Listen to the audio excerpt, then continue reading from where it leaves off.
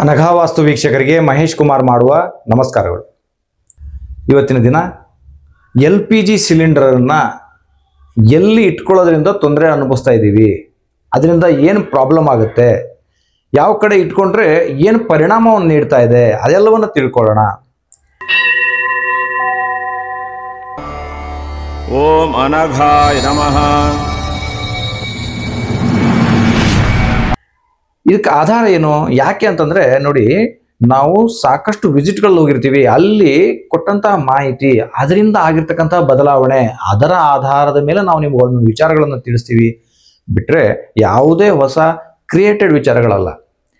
ಇವತ್ತಿನ ಸಂದರ್ಭದಲ್ಲಿ ನೀವು ನೋಡ್ತಾ ಇದ್ದೀರಾ, ಸಿಲಿಂಡರ್ ಬೆಲೆ ಗಗನಕ್ಕೇರಿದೆ. LPG ಸಿಲಿಂಡರ್ಗಳನ್ನ ಕೊಳ್ಳೋದಕ್ಕೆ Q ನಿಲ್ಬೇಕಾಗಿದೆ. 25-30 ದಿನ ವೇಟಿಂಗ್ ಟೈಮ್ ಬರ್ತಾ ಇದೆ. ಈ ಸಂದರ್ಭದಲ್ಲಿ ನಾನು ಈ ವಿಚಾರವನ್ನು ಹೇಳಿದಾಗ ನೀವು ಸ್ವಲ್ಪ ಅದನ್ನ ಲಕ್ಷ್ಯ ಕೊಟ್ಟು ಕೇಳ್ತೀರಾ ಅನ್ನೋ ಕಾರಣಕ್ಕೋಸ್ಕರ ಈ ಸಂದರ್ಭದಲ್ಲಿ ಮಾಡ್ತಾ ಇದ್ದೀನಿ. ಬಿಟ್ರೆ ಈ ಒಂದು LPG ಸಿಲಿಂಡರನ್ನು ಎಲ್ಲಿ ಇಟ್ಕೊಳ್ಳೋದ್ರಿಂದ ನಾವು ತೊಂದರೆ ಅನುಭವಿಸ್ತಾ ಇದ್ದೀವಿ, ಎಲ್ಲಿ ಇಟ್ಕೊಳ್ಳೋದ್ರಿಂದ ಕಷ್ಟವನ್ನು ಅನುಭವಿಸ್ತಾ ಇದ್ದೀವಿ, ನೀವು ಗಮನ ಕೊಡುವ ಸಂದರ್ಭದಲ್ಲೇ ನಾನು ಆ ವಿಚಾರವನ್ನು ಹೇಳಿದಾಗ ಆ ವಿಚಾರಕ್ಕೊಂದು ಬೆಲೆ ಮತ್ತೆ ನಿಮಗೂ ಕೂಡ ಅದು ಮನಮುಟ್ಟುವಂತೆ ಅರ್ಥ ಆಗುತ್ತೆ ಅಂತ ಭಾವಿಸ್ತಾ ಇವತ್ತಿನ ಈ ವಿಡಿಯೋವನ್ನು ಶುರು ಮಾಡೋಣ. ಈ ವಿಡಿಯೋವನ್ನು ಸ್ಕಿಪ್ ಮಾಡದೆ ಪೂರ್ತಿಯಾಗಿ ನೋಡಿ ಅಂತ ರಿಕ್ವೆಸ್ಟ್ ಮಾಡ್ತಾ ಈ ವಿಡಿಯೋವನ್ನು ಪ್ರಾರಂಭ ಮಾಡ್ತಾ ಇದ್ದೀನಿ. ಬನ್ನಿ. ನೋಡಿ, ಸಿಲಿಂಡರ್ ಅನ್ನುವಂಥದ್ದು ಭಾರವಾದ ವಸ್ತು. ಅದ್ರ ಜೊತೆಗೆ ಅದನ್ನ ಇವತ್ತಿನ ಸಂದರ್ಭದಲ್ಲಿ ಸೇಫ್ಟಿ ವಿಚಾರಕ್ಕೆ ಅಂತಂದ್ರೆ, ಮೊದಲಾದ್ರೆ ಮನೆಯ ಒಳಗಡೆ ಗ್ಯಾಸ್ ಕೆಳಗಡೆ ಇಡ್ತಾ ಇದ್ರು. ಇವತ್ತು ಒಂದು ಸೇಫ್ಟಿ ವಿಚಾರ ಬಂದ್ಬಿಟ್ಟಿದೆ. ಸೇಫ್ಟಿ ಅನ್ನೋದಂದ್ರೆ ಆ ಸಿಲಿಂಡರ್ಗಳಿಗೆ ವ್ಯವಸ್ಥಿತವಾಗಿ ಅದನ್ನ ಒಂದು ಸೀಲ್ ಆಗಿ ಮಾಡಿರಲ್ಲ, ಅಥವಾ ಅದಕ್ಕೊಂದು ವೈಷರು ಮತ್ತೊಂದು ಅದರ ಒಂದು ರಿಸ್ಕ್ ಅಂದ್ರೆ ಗ್ಯಾಸ್ ಲೀಕೇಜ್ ರಿಸ್ಕ್ ಅನ್ನ ತಪ್ಪಿಸ್ಕೊಳ್ಳೋದಕ್ಕೆ, ಮತ್ತೆ ಮಹಡಿ ಮೇಲೆ ಇರ್ತಕ್ಕಂಥವ್ರು 3, 4, 5 ಮಹಡಿಗಳ ತನಕ ಮನೆ ಇದ್ದಾಗ ಅಷ್ಟು ಮೇಲೆ ಆ ಸಿಲಿಂಡರ್ನ ಎತ್ಕೊಂಡು ಹೋಗೋದು ತರೋದು ಕಷ್ಟ ಅಂತಲೂ ಅದನ್ನ ಮನೆಯ ಕೆಳಗಡೆ ಮಾಡಿಕೊಂಡು ಅದಕ್ಕೆ ಕನೆಕ್ಷನ್ ಅನ್ನ ಮನೆಗೆ ತಗೋತಾರೆ. ಇಲ್ಲಿ ಸೇಫ್ಟಿ ವಿಚಾರವನ್ನು ಗಮನಿಸ್ಬೇಕನ್ನೋದು ಎಷ್ಟು ಮುಖ್ಯನೋ ಅದೇ ರೀತಿಯಲ್ಲಿ ವಾಸ್ತು ವಿಚಾರವನ್ನು ಗಮನಿಸ್ಬೇಕನ್ನೋದು ಕೂಡ ಅಷ್ಟೇ ಮುಖ್ಯ. ಯಾವ ತಪ್ಪಿಂದ ನಾವು ಆ ರೀತಿಯಾಗಿ ಸಿಲಿಂಡರ್ ಇಟ್ಕೊಂಡ್ರೆ ನಮಗದು ತೊಂದರೆ ಕೊಡುತ್ತೆ ಅನ್ನೋದನ್ನು ಕೂಡ ನಾವು ತಿಳ್ಕೋಬೇಕಾಗಿ ಬರುತ್ತೆ. ಅದು ಹೇಗೆ ಅಂತಂದ್ರೆ ನೋಡಿ, ಪ್ರತಿಯೊಬ್ಬರು ಮಾಡುವಂಥ ತಪ್ಪು, ಅದು ಸ್ವಂತ ಮನೆಯಲ್ಲಿರಲಿ ಬಾಡಿಗೆ ಮನೆಯಲ್ಲಿರಲಿ, ನಾವು ಯಾವ ರೀತಿಯಾಗಿ ಮನೆಯನ್ನು ಕಟ್ತಾ ಇದ್ದೀವೋ ಅದು ಆ ವಾಸ ಇರ್ತಕ್ಕಂಥವ್ರಿಗೆ ಒಂದು ಒಳ್ಳೆಯ ಬೆಳವಣಿಗೆಯನ್ನ, ಒಳ್ಳೆಯ ಬಲವನ್ನ ಆ ಮನೆಯಲ್ಲಿ ನಾವು ಕೊಡಬೇಕು. ಆಗ ಅವ್ರ ಜೊತೆ ನಾವು ಅಭಿವೃದ್ಧಿ ಆಗ್ತೀವಿ. ಹಾಗಾಗಿ ಬಾಡಿಗೆ ಮನೆ ಇರಲಿ, ಸ್ವಂತ ಮನೆ ಇರಲಿ, PGಗಳಿರಲಿ, ಅದು ಯಾವುದೇ ಇರಲಿ, ಅದಕ್ಕೆ ನಾವು ಹೇಗೆ ವ್ಯವಸ್ಥಿತವಾಗಿ ಮಾಡ್ಕೋಬೇಕು ಅನ್ನೋದನ್ನ ಇಲ್ಲಿ ತೋರಿಸ್ತೀನಿ. ಅಂದ್ರೆ ಮಾಡ್ಕೋಬಾರ್ದು, ಏನು ಮಾಡ್ಕೊಂಡ್ರೆ ತಪ್ಪಾಗುತ್ತೆ, ಎದರಿಂದ ತೊಂದರೆ ಆಗುತ್ತೆ ಅನ್ನೋದನ್ನ ಇಲ್ಲಿ ತೋರಿಸ್ಕೊಡ್ತೀನಿ. ಅವಾಗ ನಿಮ್ಗೆ ಐಡಿಯಾ ಬರುತ್ತೆ ಹೇಗೆ ಮಾಡ್ಕೋಬೇಕು, ಹೇಗೆ ಮಾಡ್ಕೋಬಾರ್ದು ಅನ್ನುವಂಥದ್ದು. ಇವಾಗ ಇಲ್ಲಿ ಪೂರ್ವದ ರಸ್ತೆ ಅಂತ ತಿಳ್ಕೊಳ್ಳೋಣ, ಈಸ್ಟ್. ಈ ಪೂರ್ವದ ರಸ್ತೆ ಇದ್ದಾಗ ಬಹಳಷ್ಟು ಜನ ಏನ್ ಮಾಡ್ತಾರೆ ಅಂತಂದ್ರೆ, ಇಲ್ಲಿ ಒಳಗಡೆ ಅಗ್ನಿಮೂಲೆಯಲ್ಲಿ ನಾವು ಗ್ಯಾಸ್ ಅನ್ನು ಇಟ್ಕೊಂಡಿದೀವಿ, ಇಲ್ಲೇ ಹೊರಗಡೆ ಸಿಲಿಂಡರ್ ಬರಬೇಕು ಅನ್ನೋ ಕಾರಣಕ್ಕೆ ಈ ರೀತಿಯಾಗಿ ಇಲ್ಲಿ ಸಿಲಿಂಡರ್ಗಳನ್ನ ಇಡುವಂತೆ ವ್ಯವಸ್ಥೆಯನ್ನು ಮಾಡ್ಕೊತಾರೆ. ಇದು ಯಾವ ರೀತಿ ಪ್ರಾಬ್ಲಮ್ ಅನ್ನೋದನ್ನ ನಿಮ್ಗೆ ತಿಳಿಸ್ಬೇಕಂತಂದ್ರೆ ನೋಡಿ, ಇದು ನಮ್ಮ ಮನೆಯ ಆಯದ ಗೋಡೆ. ಆಯದ ಗೋಡೆ ಅನ್ನುವಂತಹ ಪರಿಕಲ್ಪನೆ ಯಾಕೆ ಹೇಳ್ತಾ ಇದ್ದೀನಿ ಅಂದ್ರೆ, ನಾವು ಯಾವ ಮನೆಯ ಒಳಗಡೆ ವಾಸ ಮಾಡ್ತೀವೋ ಅದಕ್ಕಿರ್ತಕ್ಕಂತಹ 4 ಗೋಡೆಗಳು ಹೊರಗಿನ ಗೋಡೆಗಳೇ ಆಯದ ಗೋಡೆಗಳು. ಇಲ್ಲಿ ಮತ್ತೆ ನೀವು ಆಯ ಅನ್ನೋ ಸಬ್ಜೆಕ್ಟ್ ಅನ್ನ ತಗೊಂಡ್ಬರ್ಬೇಡಿ.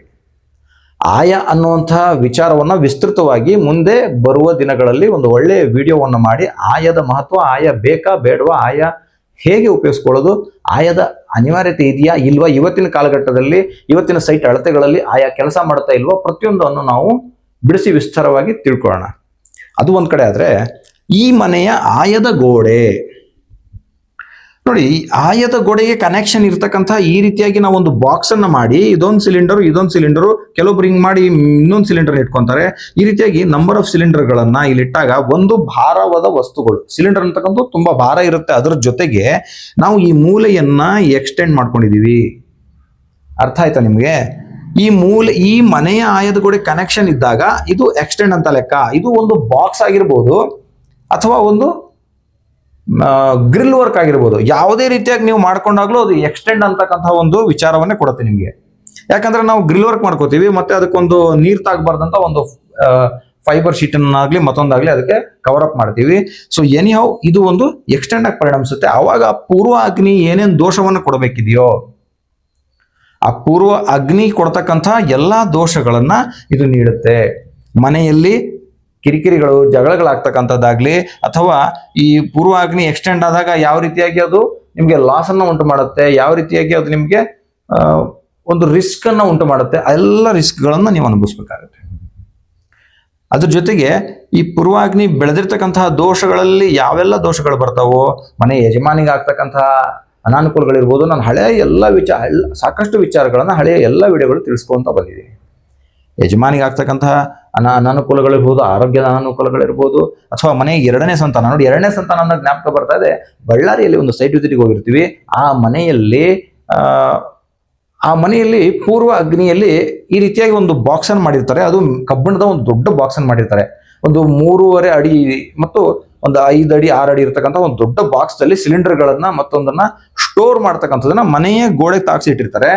ಆ ಮನೆಯಲ್ಲಿ ಈ ಅಗ್ನಿ ಮೂಲೆಯಲ್ಲಿ ಇದು ಮೇಜರ್ ದೋಷವಾಗಿ ಪರಿಣಮಿಸಿ ಆ ಮನೆಯ ಎರಡನೇ ಸಂತಾನ ಆಗಿರುತ್ತೆ. ಅವರ ಮನೆಯ ಎರಡನೇ ಸಂತಾನ ಯಾರಿದ್ರೋ ಆ ವ್ಯಕ್ತಿ ತುಂಬಾ ಹೆಲ್ತ್ ಅನಾನುಕೂಲಗಳನ್ನ, ಆಪರೇಷನ್ಗಳನ್ನ, ಹೊಟ್ಟೆಗೆ ಸಂಬಂಧಪಟ್ಟಿರ್ತಕ್ಕಂಥ ಆಪರೇಷನ್ಗಳನ್ನ ಅನುಭವಿಸಿ ಇನ್ನೂ ಬಾಧೆ ಪಡ್ತಾ ಇದ್ರು.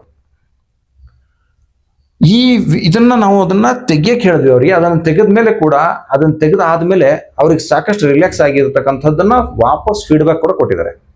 ಈ ರೀತಿಯಾಗಿ ನಾವು ನಿಮ್ಗೆ ಕೊಡ್ತಕ್ಕಂಥದ್ದು, ನಾವು ರಿಯಲ್ ಟೈಮಲ್ಲಿ ಏನನ್ನ ನೋಡಿರ್ತೀವಿ, ಯಾವ ಮನೆಗಳಿಗೆ ನಾವು ಸಜೆಷನ್ ಕೊಟ್ಟಾಗ ಏನು ಪರಿಣಾಮ ಸಿಕ್ಕಿದೆ, ಏನು ಒಳ್ಳೆಯ ಪರಿಣಾಮಗಳು ಸಿಕ್ಕಿದೆ, ಅವುಗಳನ್ನು ನಿಮ್ಮ ಜೊತೆ ಹಂಚಿಕೊಳ್ಳೋದ್ರಿಂದ ನಿಮಗೂ ಕೂಡ ಅನುಕೂಲ ಆಗಲಿ ಅನ್ನೋ ವಿಚಾರಕ್ಕೆ ಈ ವಿಡಿಯೋಗಳನ್ನ ನಾವು ಮಾಡಿ ತಿಳಿಸ್ತಾ ಇರ್ತೀವಿ.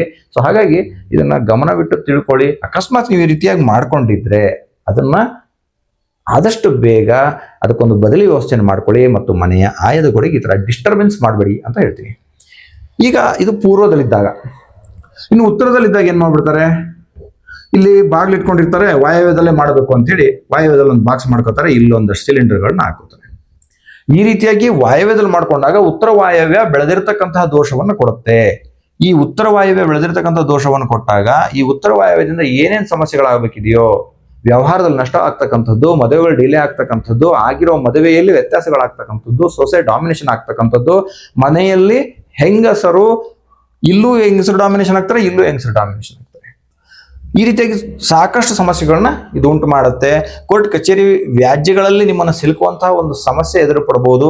ಸಾಕಷ್ಟು ಬಾರಿ ಆಕ್ಸಿಡೆಂಟ್ಗಳು ಆಗ್ತಕ್ಕಂತಹ ಸಂಯೋಗ ಕೂಡವನ್ನ ಇದು ನೀಡುತ್ತೆ ಅನ್ನುವಂಥ ವಿಚಾರವನ್ನು ತಿಳಿಸಕ್ಕೆ ಇಷ್ಟಪಡ್ತೀನಿ. ಹಾಗಾಗಿ ಯಾವುದೇ ಮೂಲೆಯನ್ನ ಬೆಳೆಸಬೇಡಿ, ಆಯದ ಗೋಡೆಯನ್ನು ಡಿಸ್ಟರ್ಬ್ ಮಾಡಬೇಡಿ. ಅದಕ್ಕೆ ಅದರದೇ ಆದ ಒಂದು ಪ್ರಾಮುಖ್ಯತೆ ಇದೆ, ಅದನ್ನು ಅರ್ಥ ಮಾಡಿಕೊಂಡು ಮುನ್ನಡೆಯಿರಿ ಅನ್ನುವಂಥ ವಿಚಾರವನ್ನು ತಿಳಿಸ್ತಾ ಇದ್ದೀನಿ. ಅದೇ ರೀತಿಯಲ್ಲಿ ಉತ್ತರದಲ್ಲಿ ಈ ರೀತಿಯಾಗಿ ರಸ್ತೆ ಇದ್ದಾಗ ಯಾವುದೇ ಕಾರಣಕ್ಕೂ ಇಲ್ಲಿ ಡಿಸ್ಟರ್ಬ್ ಮಾಡ್ಕೋಬೇಡಿ. ಇನ್ನು ಪಶ್ಚಿಮದಲ್ಲಿ ರಸ್ತೆ ಇದ್ದಾಗ ಬಹಳಷ್ಟು ಜನ ಏನ್ ಮಾಡ್ತಾರೆ, ಇಲ್ಲಿ ಗ್ಯಾಸ್ ಒಲೆಯನ್ನು ಇಲ್ಲಿ ಕೊಟ್ಟಿರ್ತಾರೆ. ಯಾಕೆ ಅಂದ್ರೆ ಅವ್ರ ಕಾರಣ ಕೊಡೋದೇನಂದ್ರೆ, ಇದು ಹುಟ್ಟೋ ಸೂರ್ಯ, ಇದು ಮುಳುಗೋ ಸೂರ್ಯ, ಒಟ್ಟಿನಲ್ಲಿ ಸೂರ್ಯ ನೋಡ್ಕೊಂಡು ಅಡಿಗೆ ಮಾಡಬೇಕು ಅನ್ನೋಂಥದ್ದು. ನೋಡಿ, ಇದು ಪಶ್ಚಿಮ ವಾಯವ್ಯ ಬರುತ್ತೆ. ಇದು ಪಶ್ಚಿಮ, ಇದು ವಾಯವ್ಯ. ಇದು ಪಶ್ಚಿಮ ವಾಯವ್ಯ ಝೋನ್. ಇಲ್ಲಿ ಈ ಭಾಗವನ್ನು ನೋಡ್ಕೊಂಡು ಮಾಡಿದಾಗ ಇದು ಪುರುಷನ ಸೂಚನೆ ಕೊಡುತ್ತೆ. ಇಲ್ಲಿ ಈ ದಿಕ್ಕಿನಲ್ಲಿ ನೀವು ನೋಡಿಕೊಂಡು ಒಲೆ ಉರಿಸೋದ್ರಿಂದ ಕೂಡ ನಿಮಗೆ ನಷ್ಟವೇ ಆಗ್ತಕ್ಕಂಥದ್ದು. ಅದೇ ರೀತಿಯಲ್ಲಿ ಈ ರೀತಿಯಾಗಿ ಪಶ್ಚಿಮದಲ್ಲಿದ್ದಾಗ ಇಲ್ಲೇ ನಮ್ಗೆ ಗ್ಯಾಸ್ ಒಲೆ ಇದೆ ಅಂತ ಇಲ್ಲೇ ಕನೆಕ್ಷನ್ ಕೊಟ್ಟು ಇಲ್ಲಿ ಗ್ಯಾಸ್ ಸಿಲಿಂಡರ್ಗಳನ್ನ ಏರ್ಪಡಿಸ್ಕೋತಾರೆ. ಇಂಥ ಅನಾನುಕೂಲಗಳಿಂದ ಏನ್ ಸಮಸ್ಯೆ ಆಗ್ಬೋದು ನೋಡಿ, ಇಲ್ಲಿ ಸಾಲಗಳನ್ನ ಕೊಟ್ಟಿರ್ತಕ್ಕಂಥ ಸಾಲಗಳು ವಾಪಸ್ ಬರಲ್ಲ, ಅಥವಾ ನೀವು ಸಾಲ ಮಾಡಿದ್ರೆ ತೀರ್ಸಕ್ಕಾಗದೇ ಇರುವಂಥದ್ದು, ಮತ್ತೆ ಸಾಲಗಳನ್ನ ಮಾಡ್ತಕ್ಕಂಥದ್ದು, ಲಕ್ಸುರಿ ಖರ್ಚುಗಳನ್ನ ಮಾಡ್ತಕ್ಕಂಥದ್ದು. ಮನೆಯಲ್ಲಿ ನೋಡಿ, ಇದು ಪುರುಷನ, ಈ ಪಶ್ಚಿಮ ಅಂದ್ರೆ ಪುರುಷ, ಈ ಭಾಗ ಕೂಡ ಪುರುಷನಿಗೆ ಸಂಬಂಧಪಡ್ತಾ ಇರುವ ಕಾರಣಕ್ಕೆ ಈ ಪುರುಷ ಡೇ ಬೈ ಡೇ ವೀಕ್ ಆಗ್ತಾ ಹೋಗ್ತಕ್ಕಂಥದ್ದು. ಪುರುಷನಿಗೆ ಅನಾರೋಗ್ಯಗಳು, ಪುರುಷನಿಗೆ ಸಾಕಷ್ಟು ರೀತಿಯ ಸಮಸ್ಯೆಗಳನ್ನ ಎದುರಿಸಬೇಕಾಗಿ ಬರುತ್ತೆ. ಯಾಕಂದ್ರೆ ನಾವು ಪಶ್ಚಿಮ ವಾಯವ್ಯನ ಎಕ್ಸ್ಟೆಂಡ್ ಮಾಡ್ಕೊಂಡ್ಬಿಟ್ಟಿದೀವಿ. ಹೀಗಾಗಿ ನಾನು ಹೇಳೋ ವಿಚಾರ ಏನಂತಂದ್ರೆ ನೋಡಿ, ಯಾವುದೇ ಮೂಲೆಗಳನ್ನ ಎಕ್ಸ್ಟೆಂಡ್ ಮಾಡೋ ರೀತಿಯಲ್ಲಿ ಇದನ್ನು ಮಾಡಬೇಡಿ, ಇದನ್ನು ಮಾಡಬೇಡಿ. ಇನ್ನು ನೀವು ಎಲ್ಲಿ ಮಾಡಬೇಕು, ಹೇಗೆ ಮಾಡಬೇಕು ಅನ್ನೋದಾದ್ರೆ ಒಂದು ನೀವು ಕನ್ಸಲ್ಟೇಷನ್ ತಗೋಬೇಕಾಗುತ್ತೆ, ಅಥವಾ ಮುಂದಿನ ವಿಡಿಯೋಗಳಿಗಾಗಿ ವೇಟ್ ಮಾಡಬೇಕಾಗತ್ತೆ. ನಿಮ್ಮ ಜಾಗ, ನಿಮ್ಮ ಸ್ಥಳ ಹೇಗಿದೆ ಪರಿಶೀಲನೆ ಮಾಡದೆ ನಾವು ಎಲ್ಲ ವ್ಯವಸ್ಥೆಗಳನ್ನ ನಿಮಗೆ, ನಿಮ್ಮ ಜಾಗ ಮತ್ತು ನೀವು ಯಾವ ರೀತಿಯಾಗಿ ಮನೆಯನ್ನು ಕಟ್ಕೊಂಡಿದ್ದೀರಾ, ಅಲ್ಲಿ ಹೆಂಗೆ ವ್ಯವಸ್ಥೆ ಇದೆ ಅದೆಲ್ಲವನ್ನ ಪರಿಶೀಲನೆ ಮಾಡದೆ ನಾವು ನಿಮಗೆ ಎಲ್ಲಿ ಮಾಡ್ಕೋಬೇಕು, ಎಕ್ಸಾಕ್ಟ್ ಆಗಿ ಇಲ್ಲೇ ಮಾಡ್ಕೊಳ್ಳಿ ಅಂತ ಹೇಳೋದು ಕಷ್ಟ ಆಗುತ್ತೆ. ನೀವು ಕನ್ಸಲ್ಟೇಷನ್ ತಗೊಂಡಾಗ ನಿಮ್ಗೆ ಇವೆಲ್ಲ ವಿಚಾರಗಳನ್ನ ಪರಿಗಣಿಸಿ ನಿಮ್ಮ ಜಾಗದಲ್ಲಿ ಎಲ್ಲಿ ಅನುಕೂಲತೆ ಇದೆಯೋ ಆ ಜಾಗಗಳಲ್ಲಿ ಸಿಲಿಂಡರ್ಗಳನ್ನ ಇಟ್ಕೊಳ್ತಕ್ಕಂಥ ವ್ಯವಸ್ಥೆ ಹೇಗೆ ಮಾಡ್ಕೋಬಹುದು ಅವೆಲ್ಲ ಮಾಹಿತಿಯನ್ನು ನೀಡ್ತೀವಿ ಅನ್ನುವಂಥ ಒಂದು ಭರವಸೆಯನ್ನು ನೀಡ್ತಾ ಇಷ್ಟೊತ್ತು ಈ ವಿಡಿಯೋವನ್ನು ಪೂರ್ತಿಯಾಗಿ ನೋಡಿದ್ದೀರಾ. ನಿಮ್ಮೆಲ್ಲರಿಗೂ ಆ ವಿಡಿಯೋವನ್ನು ನೋಡಿರ್ತಕ್ಕಂತಹ ನಿಮ್ಮೆಲ್ಲರಿಗೂ ಭಗವಂತ ಒಳ್ಳೇದು ಮಾಡಲಿ. ಅದೇ ರೀತಿಯಲ್ಲಿ ಈ ರೀತಿಯ ದೋಷಗಳಿದ್ರೆ ಅದನ್ನು ನೀವೇ ಸರಿಪಡಿಸ್ಕೋಬಹುದು. ಇವುಗಳನ್ನ ಆಯದ ಗೋಡೆಯಿಂದ ಬೇರ್ಪಡಿಸೋದ್ರಿಂದನೂ ಸಾಕಷ್ಟು ಬೆನಿಫಿಟ್ ಅನ್ನು ಪಡ್ಕೋತೀರಾ ಅನ್ನುವಂಥ ವಿಚಾರವನ್ನ ತಿಳಿಸ್ತಾ ಇವತ್ತಿನ ಈ ವಿಡಿಯೋವನ್ನ ಪೂರ್ಣ ವಿರಾಮವನ್ನು ನೀಡ್ತಾ ಇದ್ದೀನಿ. ಮುಂದಿನ ವಿಡಿಯೋಗಳಲ್ಲಿ ಮತ್ತೆ ಇನ್ನೂ ಸಾಕಷ್ಟು ಒಳ್ಳೆ ವಿಚಾರಗಳನ್ನು ತಗೊಂಡು ಬರ್ತೀನಿ ಅಂತ ಹೇಳ್ತಾ ನಿಮ್ಮೆಲ್ಲರ ಪ್ರೀತಿಗೆ ಧನ್ಯವಾದಗಳು. ಇದೇ ರೀತಿ ನಮ್ಮ ಅನಘಾ ವಾಸ್ತು ಚಾನಲ್ ನೋಡ್ತಾ ಇರಿ, ಸಬ್ಸ್ಕ್ರೈಬ್ ಮಾಡಿ, ಶೇರ್ ಮಾಡಿ ಅಂತ ಕೇಳ್ಕೋದ. ನಮಸ್ಕಾರ, ಧನ್ಯವಾದಗಳು.